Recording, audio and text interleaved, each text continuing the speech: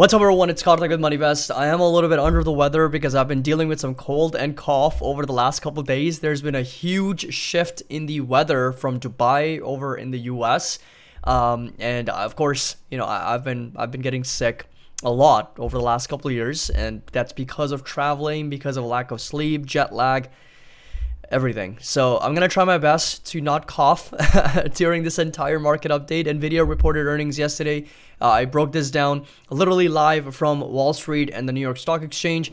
So hopefully you guys enjoyed that initial reaction, that quick video going over Nvidia earnings. It was essentially flat on the day. So that was actually one of the best things because Nvidia had it run up too high. It actually did hit a new all-time high, which I updated everybody in the Discord about. Would not have been great news because my calls would have been deep in the money, and of course I've already capped my upside at 125, but it also didn't drop, so that's also good news because of course I've got underlying shares on that position as well. Now Google, however, did drop because of the DOJ, the Department of Justice, coming in, and of course there's some more concerns about whether they're going to break down Google or not. But nonetheless, we had the markets pushing higher. I mean, November seasonality continues in full swing. We've got the Dow Jones rallying over 460 points. S&P 500 is up another 0.5% to just shy of 6,000, but we're kind of fluctuating in and around 6,000.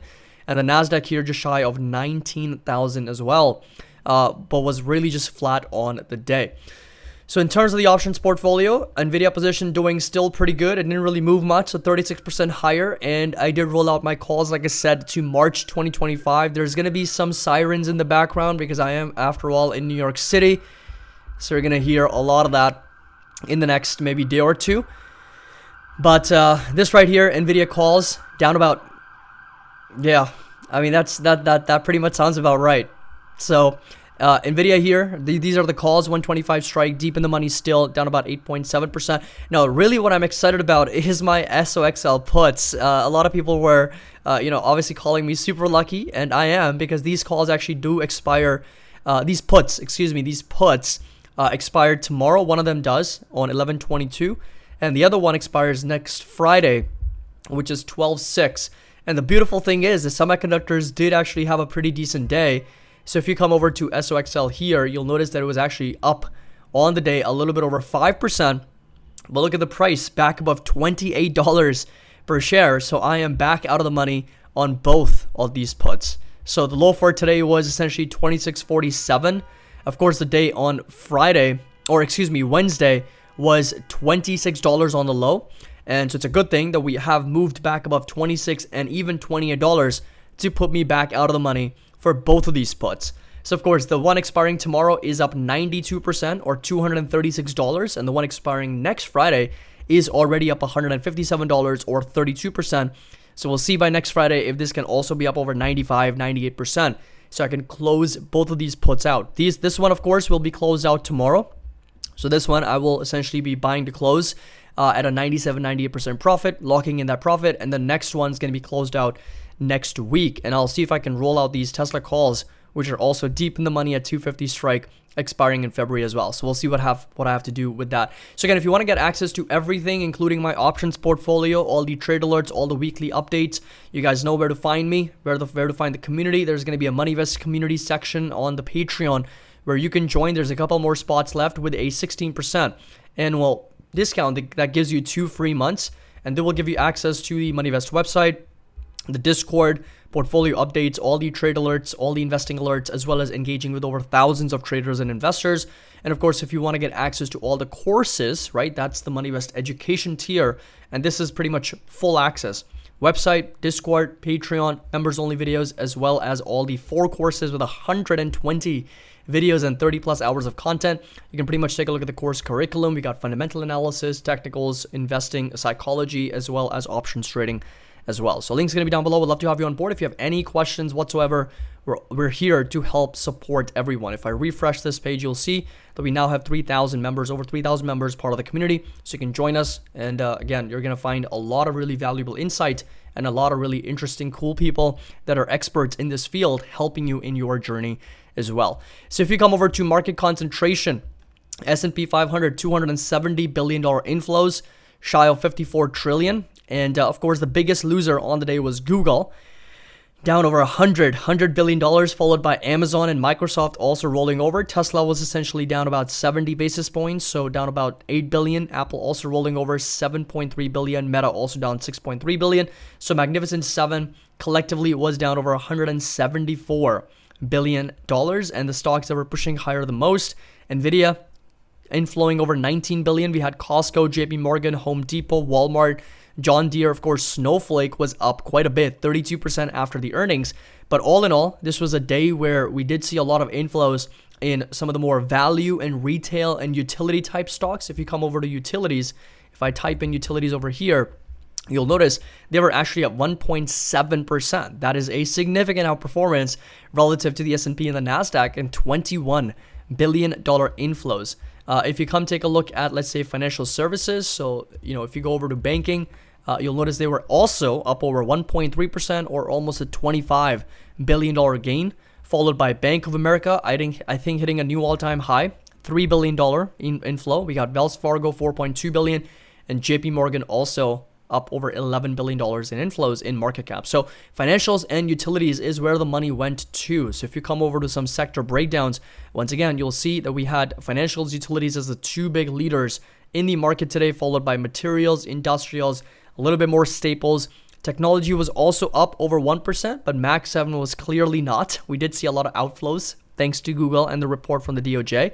We had energy sector pushing up. So, most sectors were green except for comm services, thanks to Google and Meta platforms. And discretionary was essentially flat thanks to Amazon and Tesla. And technology was higher primarily because of semiconductors, right? So it was only really semis that resulted in the inflow in technology sector on the day today. So if you take a look at the performance on a year-to-date basis, once again, utilities are up there, but comm services are still leading the way right now, up over 34% here. And of course, utilities up almost 30%, and we got technology that's up 23%. So that differential between utilities and tech has widened back up to over 6% here. And as you already know, Bitcoin also has been going crazy, almost at $100,000. So congratulations to everyone, as SEC Chair Gensler is also set to resign on January 20th, 2025, and Bitcoin also hitting a fresh new all-time high. He was a chairman of the SEC, appointed back in 2021, has been widely criticized for his tough stance on crypto regulation that many believe has stifled progress as well. So Bitcoin holders, crypto traders, huge congratulations are in order for this huge milestone of getting up to almost $100,000. It feels like every single day we're celebrating crypto all-time highs. And I know this is phenomenal, and one of the ETFs that I've talked about on the channel time and time again for everybody who wants to get exposure in Bitcoin was IBIT. That's the iShares Bitcoin Trust. You'll notice also hitting a new all-time high to almost $56 per share. And from its August 5th lows, this ETF is now up a little bit over 99, almost 100%. It's like almost doubled since August 5th. So huge congratulations to all crypto and Bitcoin traders. It's incredible to see Bitcoin trading at these levels that we never seen in ever. But if you go back a couple of years ago, Bitcoin was trading down in the 20s and 30s, and now almost at $100,000 is just insane to see for Bitcoin. So incredible amount of adoption that's coming in, and of course with these new regulations that could be, moving this further, moving this a lot faster. Could easily see Bitcoin increasing even more, right? So of course there's estimates and targets up to $500,000 to close to $1 million. We'll see what happens, but again, a huge congratulations to everyone trading crypto. Now, coming over to the other side of the spectrum, which is Google. Alphabet shares slide 6% following DOJ pushing for Google to divest Chrome. So Alphabet shares also sliding on Thursday 6%. Following the news, the Department of Justice is calling for Google to divest Chrome browser to put an end to its search monopoly. And the proposed breakup would, according to the DOJ in its Wednesday filing, permanently stop Google's control of this critical search access point and allow rival search engines the ability to access the browser that for many users is a gateway to the internet. So this development is the latest in years-long bipartisan antitrust case that found in an August ruling that the search giant had held an illegal monopoly in both search and text advertising, violating Section 2 of the Sherman Act. So this is going to set a huge precedent. I think if this were to pass and if this were to actually go through, Right now, this is still a lot of noise. We don't know if this is actually going to pass and in what effect is that going to take place. But if it does, I think that's going to be a problem for all Magnificent Seven companies. Apple with its app service business, Meta with its advertising, Microsoft with its software cloud business, Amazon with its e-commerce business. There's a lot of monopolies. You can also make a case for a lot of other Magnificent Seven companies operating within a monopoly. So if this were to pass, this would not be good news for the entire Mag 7, probably even the market, because Google right now is, multiple $1 trillion worth of market cap. If it were to break up into these pieces, every single piece would be valued separately. And I can tell you that separate valuation is no good as opposed to a valuation that's a combined valuation of everything put together. So if this were to pass, in my opinion, this is not going to be great news. I don't own Google anymore. I ended up getting rid of it because of different reasons. I just feel that, there's a lot of things that are happening that Google is kind of maximizing for profit and revenue right now, which is, again, not a problem, but they need to find the balance between servicing the users and the customers and also maximizing profit. And in my opinion, I think there's been a little bit of this tunnel vision from Google, where they have now really started to only maximize profit and showing inferior listings and inferior search results as opposed to more organic search results. I talked about this in one of my previous videos. So Google and Microsoft, I don't own anymore, just because there's better opportunities out there. There's better opportunities, in my opinion, worth investing in. Now, Feds are also becoming a little bit more hawkish on the potential for U.S. inflation to spur back up, which is a very reasonable concern, something that we have to be on the lookout for because it's a very, very critical topic of discussion. So hawkish-leaning Federal Reserve members have recently flagged fresh worries about the risk of a pickup in inflation. And McGuire believes that these jitters may be justified, as recent data is showing that inflation expectations are on the up and up since the U.S. election. The Fed hawks, in effect, are right to worry a bit more about the resumption of some U.S. inflation, and that's primarily because of the import taxes, which is going to make the cost for everything that we consume here in the U.S. higher, more so with the deficit spending, more so with, of course, the national debt going up. So there's a lot of things that could be inflationary about the new administration, about the U.S. economy moving forward. Now, this is not a political debate, but this is more of a economic debate that we need to have. What kind of effects are tariffs and higher deficits going to do on U.S. inflation? What's going to be the cost of these goods and services in the U.S., right? That's a very, very real question. That's a very real debate that we need to have, because if inflation starts to go back up again, well, guess what? The Federal Reserve's not going to be reluctant in pivoting back to a quantitative tightening monetary policy. Yes, Trump's going to try his best to put a lot of pressure on Jay Powell and the Federal Reserve members to lower interest rates, but they are going to be operating independently. And for as long as they can, they will continue to prioritize a lower inflation reading over a recessionary environment. In other words, for them, a lower inflation is a much better, more suited target than to achieve lower unemployment. They will always, in my opinion, pick the fight for inflation than they would pick the fight to a recession or high levels of unemployment. So, of course, the target is to maintain both. But when it comes to the dual mandate and when it comes to push comes to shove, they're going to try to maintain lower levels of inflation over a lower level of unemployment. Okay, Goldman Sachs also forecasting S&P 500 target of 6,500 for 2025 end, joining Morgan Stanley in that target as well. I was literally right there at the Charging Bull yesterday. It's crazy. I've lived in New York for over 2 years and not once visited the Charging Bull or Wall Street. So I figured it was finally time to finish what I started, and it's been incredible. Of course, being there, it was just surreal to look at the New York Stock Exchange. We talk about the markets almost every day, and the Moneyvest index right now is sitting at 3.72. So we've moved back up a little bit to that optimistic zone. That's really where we have spent majority of that time.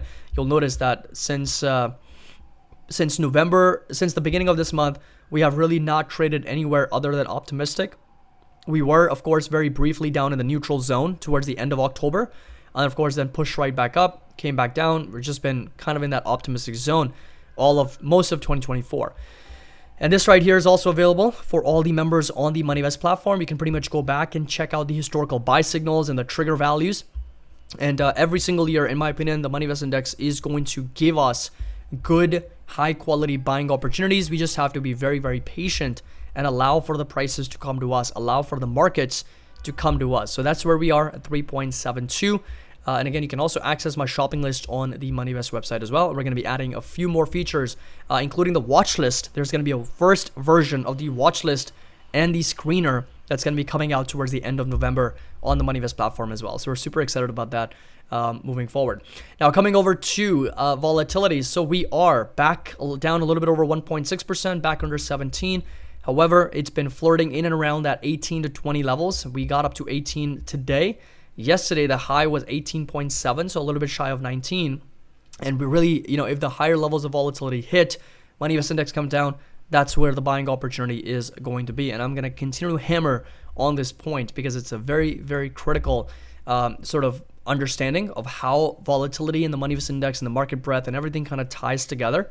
So be patient, allow for the prices to come to you. We've kind of followed this philosophy this entire time over the last 4 years that we've had the Moneyvest channel. And that's really what has separated us, made us a little bit more unique, and also very, very efficient and optimized our trading and investing. So be patient if the volatility does spike in the coming months. However, November, December seasonality-wise has been very, very strong. So I doubt we see any type of a VIX spike. I mentioned, I think a few weeks ago, or actually a few months ago, that I do see one more spike in volatility before the end of the year, and that was this right here in end of October and November. That was like up to 23, 24. We did some buying over there, and of course we got crushed on the VIX. Since then, the markets have just been ripping higher, especially after the elections. Now, crude oil prices are also sitting at just over $70 a barrel once again, up over 1.5%. We got the dollar index pushing up to 107 right now, with the 10-year treasuries sitting at a little bit over 4.42%, just shy of 4.5, kind of hovering in those elevated levels. And we got Palantir sitting at just over $61, down about 1.2%, but of course pushing back up. And SoFi, take a look at SoFi here, incredible. I've been getting up to over $15, high of $15.55, incredibly overbought right now. So very, very overbought RSI and MACD. However, the next target, as I mentioned on our Discord, is going to be at $17.65, $17.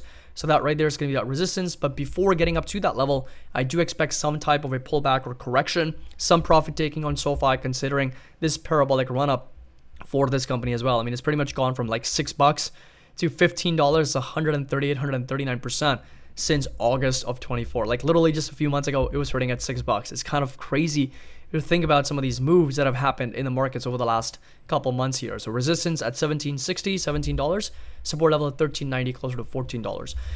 Coming over to Palantir, and Palantir also just consolidating sideways in that range. Resistance going to stay put at $67, $68 for this company, and the stock support is going to be at $58 down to $44. However, again, very, very overbought right now, so I'd be super careful with this stock. I'm also thinking about maybe selling some calls to protect to the downside, so basically hedge some downside here. So I haven't decided whether I want to do that or not because, again, I don't want to get rid of my shares or get in the money. So we'll see what kind of premiums I can generate, how far out of the money I can go. But we'll most likely be looking at, let's say, 30 to 45 days out or 75, 80, 90 bucks in strikes is what I'm looking at. So we'll update everybody on the Discord. Again, if you want to get access to all the trade alerts, link's going to be down below. We're having a lot of really engaged discussions to help each other, support each other, and of course, help you in your trading investing journey so you can also start crushing it in the markets, whether it's long-term investing, swing trading, options trading, whatever it might be. Now, coming over to S&P 500 here, and we're seeing a little bit of a recovery, 0.5% move back up, so that's good to see. This is still the entire sort of technicals where the resistance stays put at 6,000. So that's the all-time high for SPX, and support level is going to stay put at 58.67, 58.60s, right around here, kind of aligned with that previous resistance. We had some buyers also stepping back in, so that right there is going to be that next target to keep in mind for the S&P 500. NASDAQ also pushing right back up. Support level was around 18.6, resistance at 19.3. And right now we're seeing a lot of consolidation sideways for NASDAQ once again. We were getting a rising wedge here, got a little bit of a breakdown, not all the way down to that 17.7 support. And of course, after the election, rest is all history. We've seen markets pretty much trade back up to near all-time highs again. Talking about Apple, a lot of consolidation sideways for Apple here. I think these are the charts that we've got on a lot of these stocks here for Magnificent 7 at least. Again, a lot of consolidation, not really much for us to go over other than the fact that we got a huge resistance at 230s. support level at 214 down to inside this green rectangle in the low 200s. Amazon also getting a little bit of a pullback here, down 2% as expected. Support level inside this green rectangle, that's the area of demand, in the low 200s for Amazon. And we've got that all-time high resistance sitting right there at 215 to as much as 216 for Amazon. Coming over to Tesla, and Tesla here also consolidating sideways. That's kind of good to see that we are back to near 52-week highs, and the next target and resistance is going to be all the way up to $381. So that right there is going to be that level to watch, all the way up to as much as 415, 416. That's pretty much the all-time high for Tesla, and support level is going to stay put inside this green rectangle in the low 300s for Tesla as well. I do apologize if the lighting's pretty bad. It's actually going to be pretty dark considering that I'm only using a flashlight from my phone, and it's getting pretty dark out. It is a little bit over 4:35. It's crazy. 4:35 p.m. and it's already dark out in New York. So coming over to Microsoft, Meta Platforms, Netflix, Google, all those companies, Magnificent Seven, of course. So support level for Meta is going to stay put down at 540, resistance at $600. This right here is a very, very short uptrending channel for Meta Platforms, and we're getting a little bit of that resistance there. Support level is going to stay put at 540 here. Netflix, on the other hand, continues to make new all-time highs, just shy of $900 for Netflix. Absolutely incredible, the amount of momentum that we've seen for this stock here. It's gone parabolic. I mean, it's just from this wedge breakout, symmetrical triangle breakout, it's up like almost 20%, which is a big deal for a company, size of Netflix here. Almost a $400 billion business now, which is for Netflix. Absolutely incredible. Google, on the other hand, also dropping quite a bit. Resistance we talked about was around 183, 184. Got a little bit of a breakdown. However, some buyers stepping in inside this green rectangle, this area of support and this demand. We talked about it. So in the 30-minute time frame, you can probably see it really well. And that's why I tell people, like, these are levels that are no joke. I mean, the reason why I'm putting these levels down, support, resistance, the area of demand and resistance and supply, green, red, like these are very, very important levels because the market sees that. And I haven't updated this chart at all. This is the first time I'm opening the Google chart. You can pretty much compare this from my previous updates. And you can see exactly like getting validated perfectly right there at 165, buyers stepping in, and we're back up to 169. So it is not a coincidence, right? Technical analysis does work. Like people who say that technical analysis is kind of astrology, it doesn't work. No, it does work because everybody's looking at the same chart, at the same price action. And this is, once again, the price action is what really matters. If there's one thing that I would only look at on charts is price action. I would not even look at moving averages, no technical indicators. I would simply look at the price action to better understand support, resistance levels, and of course, what to expect from a probability standpoint. So Google here coming down to that area of support in the 160s. That's the level to keep in mind. Microsoft, on the other hand, also consolidating sideways. It's really been sideways for as long as I can remember. I mean, year to date, still underperforming significantly, only up 10.4%. Resistance going to stay put in the 430s, support level down in the low 400s. And then, of course, coming over to PayPal and Visa. PayPal over here, just consolidating here, just a little bit under $85. Resistance going to stay put at $89. Support level at $81 for PayPal, and Visa here also trading near all-time highs, consolidating for the most part. We got a little bit of a gap to fill to the downside with 291, really important support as well. How can we forget Nvidia, the big earnings player from yesterday? Not a significant move, which makes a lot of sense given the size and scale of the company now. Getting rejected again here in the 150s, briefly hitting a new all-time high, and support level is going to stay put in the 140s here for Nvidia, and of course coming over to advanced micro devices. Once again, trading in and around these area of support. That's the area of demand. Very, very oversold right now. So I could expect some buyers to step in and around these levels given how oversold AMD is at this moment. And finally, we come over to Enphase and Costco. And Enphase here trying to find some type of a relief rally or at least a little bit of that reversal. And resistance going to stay put at $73, $74 for Enphase. And then finally, we come over to Costco. And Costco here also just consolidating sideways for the most part, but then a huge breakout on the day today, given that there's a lot of liquidity that went towards staples and utilities part of the market. So coming back up to that all-time high at almost $962 per share. So all in all, this was a day where we had a lot of risk-off rallies, meaning a lot of liquidity flooded into some of the more staple, defensive, and utility type stocks here. Moneyvest index back into optimistic zone, and we'll be on the lookout for that next big spike, the next drop in the Moneyvest index to start buying very aggressively once again. Link's going to be down below with that 16% annual discount if you want to be a part of our Moneyvest community. As always, happy investing. I'll see you all in the next video.